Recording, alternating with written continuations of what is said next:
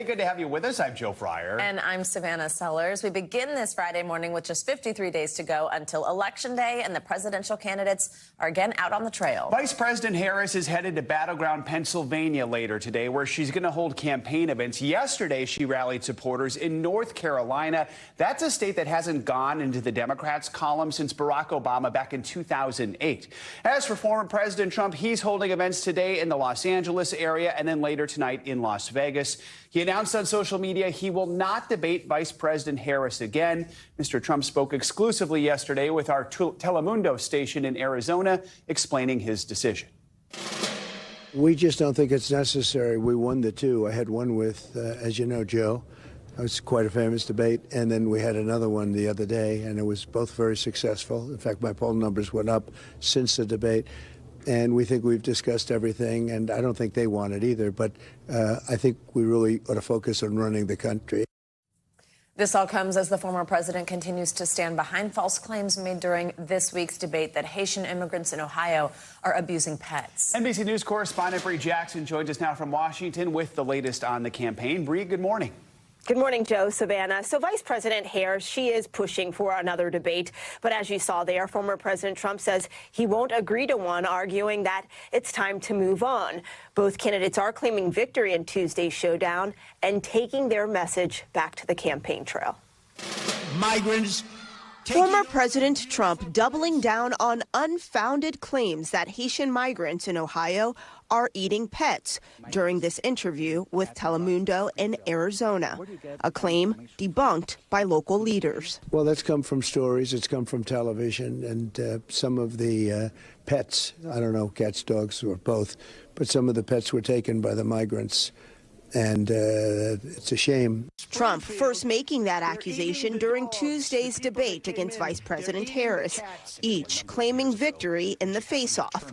Trump says he won't be returning to the debate stage this election cycle. There will be no third debate. The voting's already begun. You got to go out and vote. We got to vote. I believe we owe it to have another debate.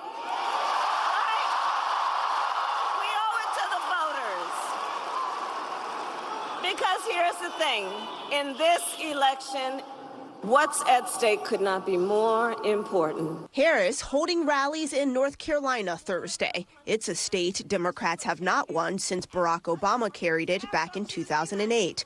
Trump has his sights set on Arizona as both candidates take their post-debate message to key states. I think Trump won because he hit all the marks. I think that she's doing what politicians do, which is try to represent everyone in America. While most Americans will head to the polls in November, mail-in ballots have started going out in Alabama. And early voting in Pennsylvania, a must-win state for both campaigns, begins next week.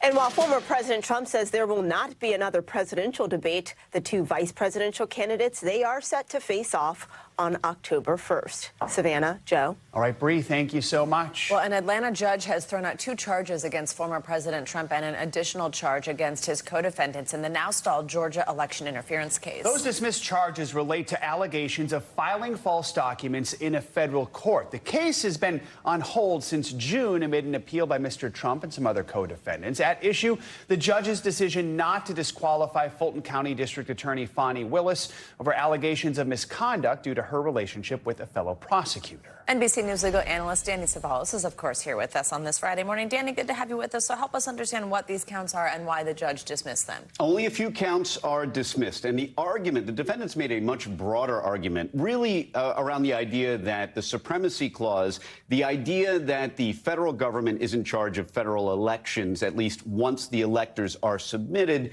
that none of this could be prosecuted by Georgia. The judge rejected that argument, but he did find, using as precedent an 1890 case, not 1990, 1890, a case that says that something that is perjury in a federal court cannot be prosecuted by a state court, and analogize that to the filing of a complaint in federal district court by the defendants, saying that Georgia doesn't have the authority to prosecute perjury in a federal setting. So that doesn't mean all the counts go away. Only 3 go away. So many of these counts live on. It really is a narrow holding that Georgia cannot prosecute essentially federal perjury or something submitted in a federal court. That is exclusively for the federal government to prosecute if it should choose to do so. Reminder, we have a rich history of case law in this country.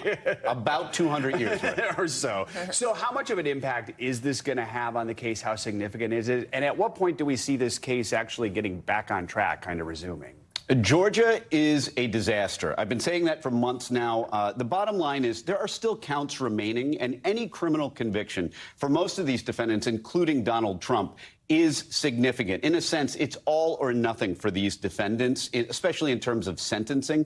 But it is significant that the Georgia court has first knocked out a couple charges. Now we have 3 more that are pared down. So as a criminal defense attorney, you're trying to win the war of 1,000 cuts. So this is obviously a very big victory to get anything dismissed at this stage. The standard, the burden is very high to try and get charges thrown out before the trial even happens. But this is only one. This is probably the 5th biggest problem for the Georgia prosecution. It is mired in all kinds of other procedural issues, not the least of which is the defense is still arguing this effort on appeal to get the case thrown out based on the alleged improprieties of the Georgia prosecutor leading the case. While we have you, Danny, while this was sort of a boost to the former president, it looks like he did suffer a setback in another case. That's after a federal appeals court rejected Mr. Trump's bid to stop post-conviction proceedings in his New York hush money criminal case. Tell us about that decision and what that means. Yeah, this is a little complicated procedurally, but I'll try to simplify it in that Donald Trump was convicted in state court. He tried to remove the case to federal court after the immunity decision by the Supreme Court saying that, hey, now the landscape has kind of changed, so this needs to be decided in federal court rather than state court. And it was actually clever in the sense that under the law, if it's in federal court on removal, the state court cannot convict him, so it would essentially act as a delay. The federal district court, the lowest court, said, no, you can't remove this case. It's going back down to the state court. Donald Trump appealed and essentially asked for a stay. That's like a pause button from the federal appeal court. In other words, federal appeals court hit a pause on that federal district court order so we can stay up here in federal court. The appeals court said no. And the reasoning is essentially the pause that you're looking for already kind of exists because the sentencing has been moved to November. So a big procedural Gordian knot. All it really does is return us to the status quo. The case moves forward. Sentencing will be presumably in November. All right, Danny Savellas, thank you. However, since Tuesday night's presidential debate, former President Trump's unfounded claims of animal abuse by immigrants has been getting a lot of attention. But there's another unfounded claim he has repeatedly made about undocumented immigrants voting in elections. It's a claim he's using to motivate his base. NBC News Homeland Security correspondent Julia Ainsley has more on that. Let's have a good debate. Have fun. On the debate stage. A lot of these illegal immigrants coming in, they're trying to get them to vote. And at campaign stops across the country. They're not citizens. They're not allowed to do it. It's illegal as hell. Former President Trump frequently repeats false claims about migrants voting. They can't speak a word of English for the most part, but they're signing them up. That's not true. It's illegal for non-U.S. citizens to vote for president or in any federal election. And there have been few recorded incidents of non-citizens trying to vote illegally. There's also no evidence of anyone trying to get undocumented migrants to vote, according to experts. Those 17 different cities and towns allow people who are not U.S. citizens to vote locally, including in D.C., where non-citizens, even those here illegally, can vote in local elections. Here at this voter registration fair in D.C., any D.C. resident can register to vote, even if they're not an American citizen. But when they get to the polls, they'll be given a different ballot, like this one, that only lists local candidates for positions like the school board and city council. I do not have a driving license or a social security. We changed the law to make sure that all local residents are able to help have a vote and have a say in their government and the decisions they make. Charles Allen is on the D.C. City Council. Could you be registered in, say, another country and vote here? No, you would have to be a resident here and claim residency here for more than 30 days. So we've seen hypotheticals where people throw things like that out, and they just don't happen. The state of Texas says it's found almost 2,000 non-citizens who have previously voted, but it's unclear if they've been charged, and liberal advocacy groups question the claims. Still, the laws allowing non-citizens to vote locally have sparked backlash across the country and fueled Trump's claim of widespread migrant voting, which have been echoed by Elon Musk and conservative media hosts, and inspired a bill that would require proof of citizenship to register to vote. If you've seen the form, you just check a box. So non-citizens are on voter rolls. The right to vote now under an even sharper spotlight as the election looms. Julia Ainsley, NBC News, Washington. Well, New York City's first Latino police commissioner has officially resigned amid a federal corruption investigation. Edward Caban's phone was seized by federal agents last week as investigators look into the NYPD's enforcement of nightclub laws. Caban's twin brother, James, owns a nightclub security business, and investigators are looking into whether he was paid by bars and clubs to act as a police liaison. Investigators want to know if those clubs were then afforded special treatment by local precincts. Lawyers for the now former commissioner say that even though he is not a direct target of the investigation, he plans to fully cooperate with the government. New York City Mayor Eric Adams has appointed Thomas Donlin, a former top FBI official, as the interim commissioner. This morning, around 30,000 Boeing workers in Seattle and Portland are on strike after they rejected a contract offer from the aerospace company. The union says Thursday's strike vote passed overwhelmingly. The company says the proposed contract includes a 25% raise over 4 years. The union is seeking 40%, citing the rising cost of living. Seattle is home to most of Boeing's commercial plane manufacturing, and the walkout is expected to bring operations there to a standstill. The strike deals a new blow to the plane maker, which was already grappling with output delays and mounting debt. We've got a lot of weather to talk about, and we will take you out west and down south in a minute. But let's get started with a look at what's happening with the remnants of Francine and the hot weather out west. Let's bring in meteorologist Angie Lassman. She is tracking the heavy rain across the southeast and what it's going to mean for the weekend. Angie, good morning. Hi, good morning, guys. We made it to Friday, and not much of a change across the southeast when it comes to the flood concern, when it comes to the additional rain that we're going to expect. And this is all thanks to what's left over from Francine. It's now post-tropical, but still prompting 7 million flood alerts across the southeast. Specifically, one of the spots that we're really going to watch and kind of hone in on for some flooding concerns is going to be Alabama. We'll see kind of this area of low pressure, what's left over from Francine. It'll still start to weaken, but the rain is around, and we'll see that kind of circulating around it here as it just hangs around over the next day or so. We'll see a flood threat, of course, across Alabama, and then by tomorrow, notice this is not going anywhere anytime soon. We'll still be dealing with the really impressive rainfall rates. We'll have likely some rivers, creeks, streams, all running high with all of that rain across this region. So from Florida to Tennessee is where we'll be watching for that. When it comes to the flash flooding today, northern Alabama, I mentioned that, but it really stretches from Kentucky all the way down to Georgia, where we'll see that slight risk. So again, the flooding will still be something we'll have to watch for across this region as we deal with that additional rainfall. Not quite as impressive when it comes to the totals as what we saw over, say, parts of Louisiana over the past couple of days. But still, again, we've got some saturated grounds, additional rain, anywhere from 3 to 4 inches, upwards of maybe 5 is possible across that same region. So we'll watch specifically for places like Birmingham and Montgomery to be impacted. Now, big picture look of the tropics, we've got a couple of things to talk about. So Tropical Depression 7, we're watching it. This is well out into the Atlantic. This likely will start to see some intensification here in the coming days, but we're not too worried about it. We've got some time to keep an eye on that. We've also got this tropical disturbance sitting just to the east of the Windward and Leeward Islands. That's got a 20% chance of developing. Not too worried about that either. Of course, there's Francine, post-tropical, but this area right here is an area of kind of development that we're going to watch here over the next couple of days. And I bring this up because we could be dealing with the potential for some heavy rain across parts of the southeast, specifically the Carolinas, as this kind of develops this low and then the front meanders just offshore. So whether it develops or not doesn't really matter. What matters is that it's going to bring likely some of that rain across this region, leaving for some soggy conditions for some with those weekend plans. The big picture look for the weekend, this is Saturday. Notice all the sunshine across this map. I mean, it's quiet out west. You guys are going to get a break from really the extremely warm temperatures. In some spots, we'll still see triple digits across parts of the southwest in a few locations, but plenty of sunshine for folks there and really quiet weather. We'll see the warm temperatures last across the south. So Texas, New Mexico, it'll be sizzling for folks there. Really, if you're looking for the comfortable and dry conditions, the Northeast, the Midwest, the Great Lakes, we're running a little above normal, but 80s, not all that bad for early September. Of course, there's that flood risk that you see across the southeast for not just Saturday, but Sunday, too. We'll keep the storms in the forecast.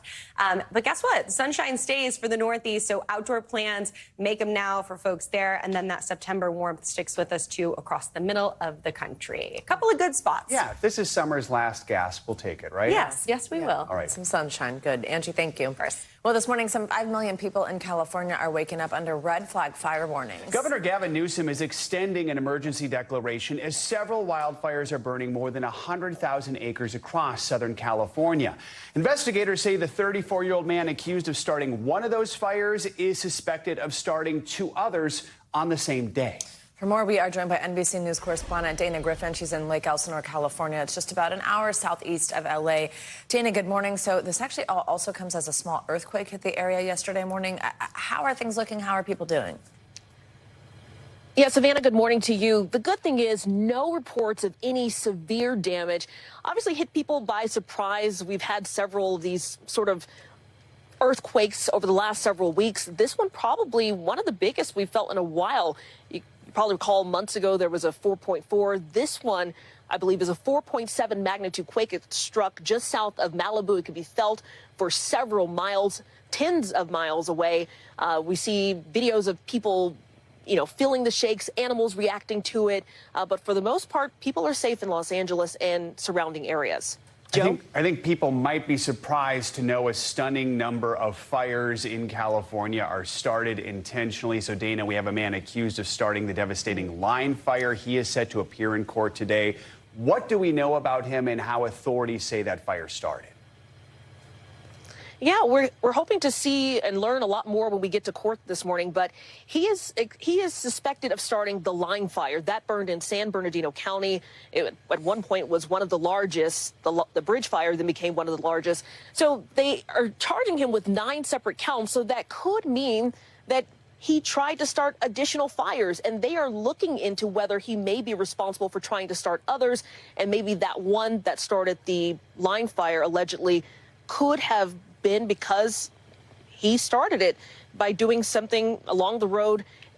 We don't know quite yet what, but he's going to be charged with 9 criminal charges, and the DA says if convicted, he could go away for life.